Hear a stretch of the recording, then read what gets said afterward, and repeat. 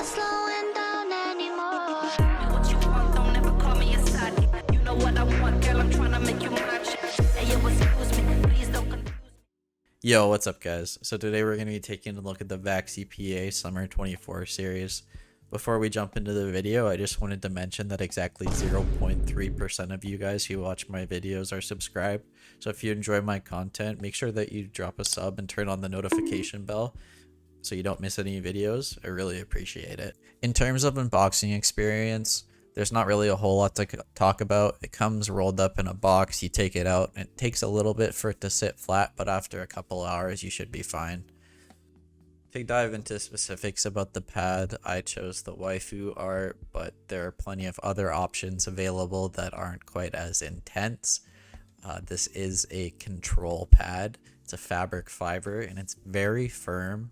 The surface, it feels like a cloth pad moving my hand across it, but just how it feels like in general, other than the surface, it kind of feels like a hard pad.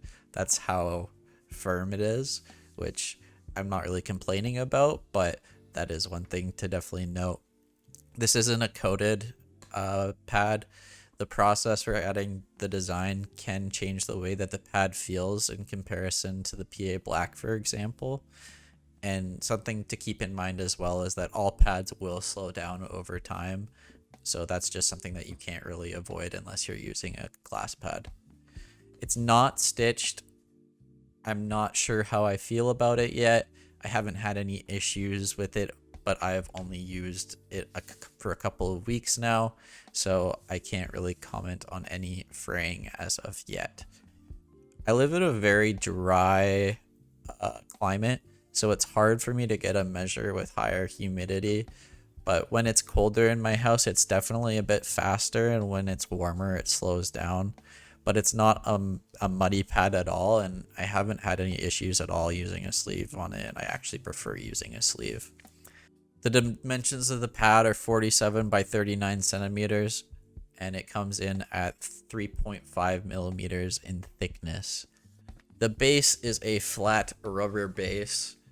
There's no texturing on it, it's just flat, and I haven't had any issues at all with it moving around as I have with some of my other pads, but this is very sturdy, no issues with it sliding around at all, which is really great to see. So while not explicitly said by Vaxee this is a control pad, that's definitely the category that this falls into. I'll give you a push test here. This X2 Mini has Ghost Glide as edge runners on it, and there's a good amount of static friction on the pad, but not to the point where it hinders micro corrections. Dynamic friction feels really good once you get the mouse moving.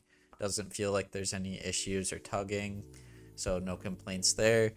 Great stopping power as well, but since it's not muddy, you don't feel the pad fighting you either when you go for those initial flicks. So in that sense, I would say it's a little bit more towards the balanced end of control pads than pure control mud pads.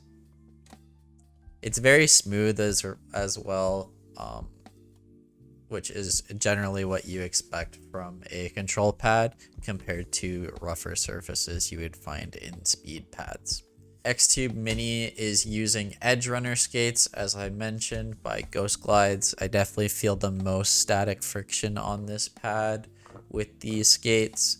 My OP1 8K is using the stock skates. I would say it falls in the middle of the pack, and pretty much all my other mice are using Obsidian dots. I just got a pack of Obsidian donuts, so we'll see if I become donut pilled, but for now been using Obsidian dots, and these definitely have the least static friction on this pad.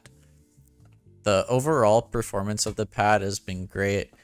I used it exclusively for a week and found a lot of success in static scenarios in Kovacs.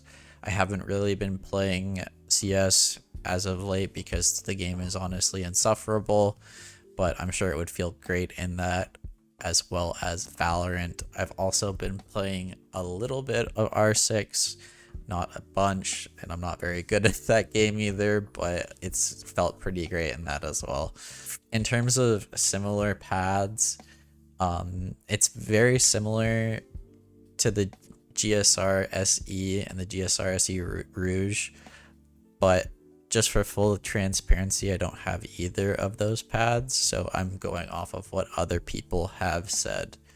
So who is this pad for? I think if you're mainly attack FPS player, you'll find a lot of success with this pad. I know that Chopper on Team Spirit has been using this in the past 2 tournaments, and it's a great pad for that genre of games, definitely, and especially at this price point. It has a much lower cost of entry compared to an artisan pad, but you're not getting that artisan quality, but that's another topic.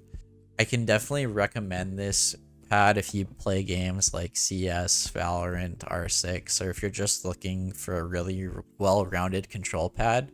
But if you play more track-heavy games or target switching games, you might want to consider looking into something that falls into the balanced or speed category, for example.